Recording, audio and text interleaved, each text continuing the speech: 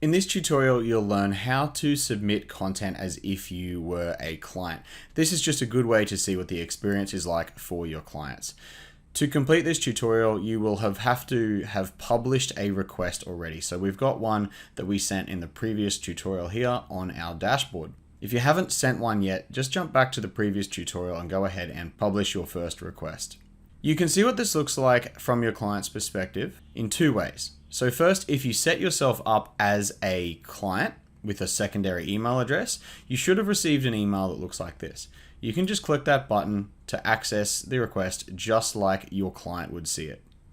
Alternatively, back over here on your dashboard, you can view the request, use the menu here to get the share settings, and there's the link there. So if you paste that directly into your browser, it would also bring you to the same place.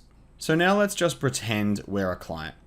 We can see the request instructions here, and we're going to click this button to get started on the request. So it's asking for our full name. We type that in, and then we click the Submit for Review button.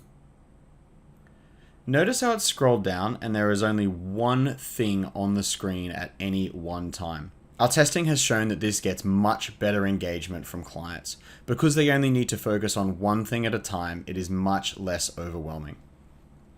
So let's go ahead and complete a few questions.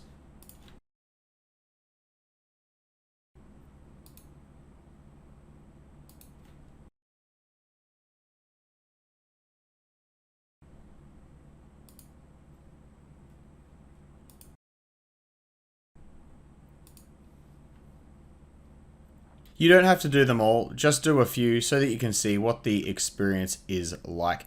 Note that in this very, very simple request, we don't really have any instructions. We're asking for really simple fields like full name, company name, and website. These are really simple questions, so we don't really need any instructions. But for more advanced ones, it makes sense to use instructions to explain to your client what you're expecting them to type in. So this is an example of a question where you can see some instructions before we ask them to fill it out. Likewise here. Feel free to play around, answer a few of these questions, and jump around the request using the navigation here. And when you're ready, move on with the next tutorial.